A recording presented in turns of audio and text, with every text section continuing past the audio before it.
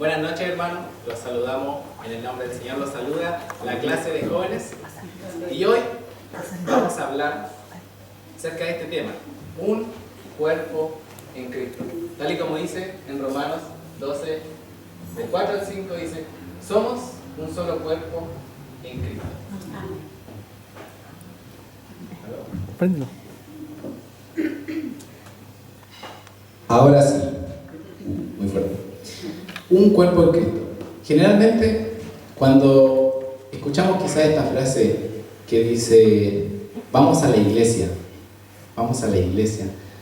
Cuando ocupamos esta frase, nos referimos como iglesia, como este lugar, 4 paredes, este lugar en el que estamos en este momento. Pero, en realidad, ¿dice eso la palabra? Aquí, como podemos ver, esta sería la iglesia, entre comillas, usada en esta frase. Pero en verdad lo que el Señor nos dice en su palabra es que la iglesia, la verdadera iglesia, somos cada uno de nosotros.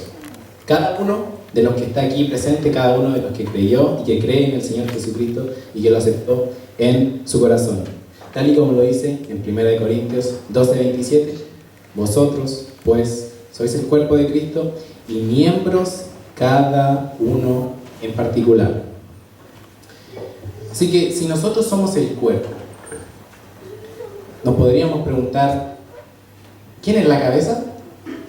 O más bien, ¿qué haría un cuerpo sin su cabeza?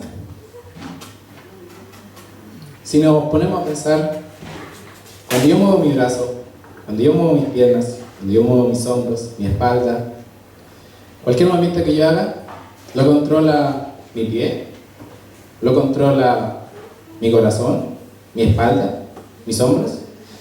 Cada uno de esos movimientos los controla la mente, el cerebro, la cabeza. Entonces, como podemos ver en Juan 15:5 dice: yo soy la vid, refiriéndose a Jesús, vosotros los pámpanos, el que permanece en mí y yo en él, este lleva mucho fruto, porque separados de mí nada podéis hacer.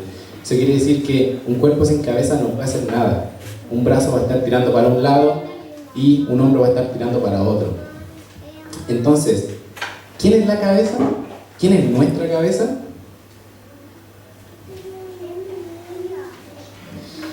Cristo es nuestra cabeza, la cabeza de la iglesia. Recuerden, la iglesia no como 4 paredes, sino como la iglesia, cada uno de nosotros que somos sus miembros. Tal y como lo dice en Efesios 1, del 22 al 23. Y sometió todas las cosas bajo sus pies, y lo dio por cabeza sobre todas las cosas a la iglesia, la cual es su cuerpo, la plenitud de aquel que todo lo llena en todo. Entonces Cristo es la cabeza, nosotros somos el cuerpo y estamos en la unidad. Y ahora tenemos este concepto de iglesia, que somos nosotros, somos cada uno de nosotros. Pero, ¿de dónde proviene la iglesia? ¿Cuándo fue que nació la iglesia? Buenas noches. ¿Se han preguntado cuándo nació la iglesia? ¿En qué día exacto nació la iglesia? La iglesia empezó a existir desde el día 50 después de la resurrección de Cristo. El Señor, Dios, siempre estuvo presente en la iglesia, en el principio. Y el día de Pentecostés, 50 días después de la resurrección de Cristo, fue formada la iglesia. Jesús ordenó en su tiempo a los discípulos que fueran por todos los lugares, por todo el mundo, a predicar el evangelio a toda criatura. Les dijo que esperaran el Espíritu Santo. Y en aquel día, el día de Pentecostés, 120 discípulos estaban reunidos en un aposento alto. Reunidos todos estaban esperando en una casa, en un lugar, que llegara el Espíritu Santo. Y en un momento un gran viento recio llegó sobre la casa, y a cada uno de los judíos que estaban en ese momento, los que estaban esperando el Espíritu Santo, les llegó. Y así la iglesia fue formada en ese día, por medio del Espíritu Santo. Y todos fueron unidos en un solo cuerpo, el cuerpo de Jesús. Jesús, glorificando su nombre, dio como cabeza a cada uno de ellos. Aquí en 1 Corintios 12:13, porque un solo espíritu fuimos todos bautizados en un cuerpo. Aquel día el Evangelio llegó a una gran multitud y el Espíritu Santo ya llegando a cada uno de ellos, fueron y predicaron a las personas, a los gentiles. Los gentiles son los que no eran dentro del cuerpo judío. Y después, diciendo, y los que creían en el Señor aumentaban más, un gran número así de hombres como de mujeres, en aquel día, el día de Pentecostés. En Hechos 5:14 está esta cifra.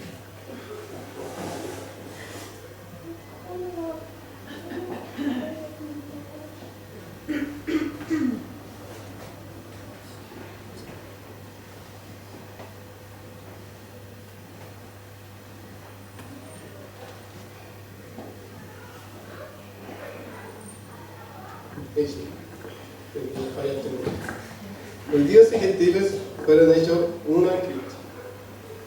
En el principio, la iglesia estaba formada solamente de judíos, el pueblo cristiano del pueblo de Israel. Y cuando fueron a predicar, le fueron a predicar a gentiles, gente que no estaba dentro del área judío, dentro del pueblo de Dios. Y cuando Jesús le ordenó ir a cada criatura, le fue a decir que fuera a predicar al pueblo judío, digo, al pueblo de los gentiles, porque no estaban familiarizados con la enseñanza de Israel. Y entre ellos había mucho odio y mucho prejuicio, entre ellos, porque no tenían los mismos pensamientos, no se llevaban muy bien en su entorno juntos con ellos. Y aquí la pregunta, ¿cómo Dios solucionó ese prejuicio entre judíos y gentiles? Por medio de la cruz, por medio del sacrificio de Jesús, todos los creyentes, ya sea judíos y gentiles, fueron unidos en un solo cuerpo. Y cada uno fue creyendo de una forma distinta como estaban enseñados, pero mediante el sacrificio del Señor se juntaron y fueron unidos en un solo cuerpo, que es el cuerpo de Jesús. Y aquí en Efesios 2, 14 y 16, porque Él es nuestra paz, que de ambos pueblos hizo uno, el pueblo judío y gentil, para crear en sí mismo uno solo. Y nuevo hombre, haciendo la paz mediante la cruz, pero reconciliar con Dios a ambos en un solo cuerpo. Y ahora, ¿qué sucedió cuando Dios nos salvó? Cuando el Señor nos salvó, fuimos crucificados con Él. Nuestro pecado fue limpiado y nuestro pecado fue borrado, por así decirlo, de nuestros corazones. Igual podemos seguir pecando, pero el Señor ya limpiando nuestro pecado mediante el sacrificio que Él dio, fuimos salvos. Y así somos nuevas criaturas. Ahora no sé. Muchas gracias. Ahora veremos los 7 vínculos poderosos de la unidad. En Efesios 4, del 4 al 6 dice, un cuerpo, un espíritu, como fuisteis también llamados en una misma esperanza de vuestra vocación, un Señor, una fe, un bautismo, un Dios y Padre de todos, el cual es sobre todos y por todos y en todos.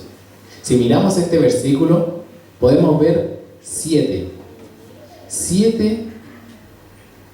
que hacen esta unidad. Podemos partir con el cuerpo, un espíritu, una esperanza, un Señor, una fe, un bautismo y un Dios. Y ahora vamos a pasar a explicar cada uno de estos por orden.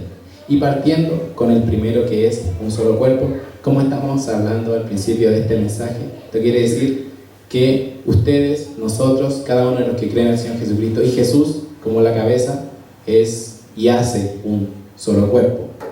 En el número 2 podemos encontrar un solo espíritu. En 1 Corintios 6, 7 dice, pero el que se une al Señor, un espíritu es con él. O sea que cuando pasamos a ser parte del cuerpo de Cristo, también somos un espíritu con él. En el número 3 dice, una sola esperanza. ¿Cuál esperanza será esta? Pues Colosenses 3:4 dice, cuando Cristo, vuestra vida, se manifieste, entonces vosotros también seréis manifestados con Él en gloria. Esto se refiere a que gracias al Señor Jesús podemos tener vida eterna, somos salvos y seremos glorificados con Él.